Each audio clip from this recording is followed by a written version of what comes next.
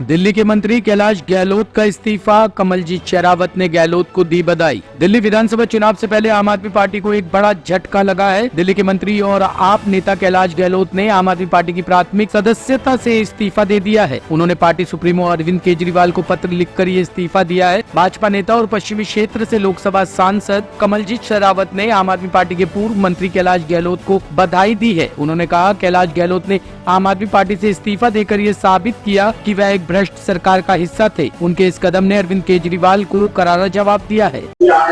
आज दिल्ली सरकार के मुख्यमंत्री, जो कि पहले दिन से अरविंद केजरीवाल की टीम के सदस्य थे, उन्होंने आम आदमी पार्टी से इस्तीफा दे दिया।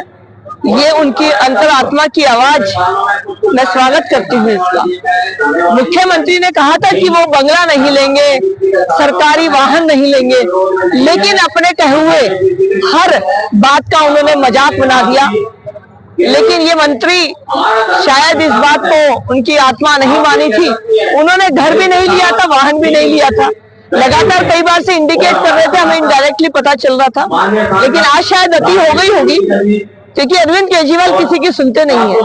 अभी पहले 3 दिन पहले मेयर का चुनाव हुआ, उसमें भी 8 आम आदमी पार्टी के पार्षदों ने बीजेपी के मेयर कैंडिडेट को वोट दी। यानी कहीं ना कहीं आम आदमी पार्टी के नेताओं में, एमएलए में, पार्षदों में घुटन है, इसीलिए वो पार्टी से विमुख हो रहे हैं। आज दिल्ली के मंत्री, जिनके पास 6 विभाग का दायित्व है, कैलाश गहलोत जी ने आम आदमी पार्टी छोड़कर अपनी नैतिकता का परिचय दिया है कि ऐसी भ्रष्ट सरकार के साथ काम करने का कोई फायदा नहीं है। और दिल्ली की जनता अब इस बात को समझ सकती है कि अपने ही लोगों के साथ किस तरह का व्यवहार अरविंद केजरीवाल करते हैं और दिल्ली की जनता के भलाई के काम करने से उनको रोकते हैं। तो आज कैलाश गहलोत जी ने जो नैतिकता के आधार पर इस्तीफा दिया है, ये बहुत अच्छा कदम है। जल्दी ऐसे और कदम भी दिल्ली की जनता को देखने को मिलेंगे और ये दिल्ली के आम आदमी पार्टी के मुखिया, पूर्व मुख्यमंत्री अरविंद केजरीवाल के सबसे बड़ा जवाब है, जो जनता को झूठ बोलते हैं। आज भारतीय जनता पार्टी फिर एक बार अपने हथकंडे, घिनौनी राजनीति और षड्यंत्र में कामयाब हुई है। कैलाश गहलोत के ऊपर लगातार भारतीय जनता पार्टी के द्वारा दबाव बनाया जा रहा था। ईडी, सीबीआई के छापे मारे जा रहे थे। ईडी के दफ्तर में पूछताछ करने के लिए बुलाया जा रहा था।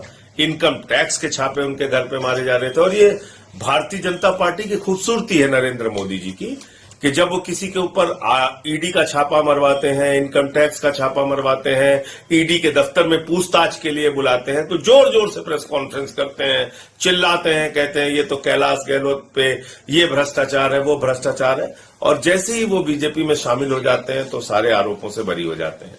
मोदी वॉशिंग पाउडर से उनको धुल दिया जाता है।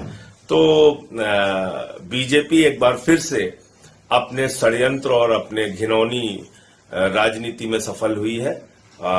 मैं समझता हूं कि कैलाश गहलोत के ऊपर बहुत दबाव था, ईडी, इनकम टैक्स और तमाम तरीके का, और उसके कारण से ये फैसला उनके द्वारा लिया गया है। लेकिन उन्होंने भ्रष्टाचार का आरोप लगाया है, यमुना सफाई के लिए की बात की है, शीश में। अब वो ऐसी बातें कर नहीं सकते, क्योंकि वो 5 साल तक सरकार का हिस्सा रहे हैं।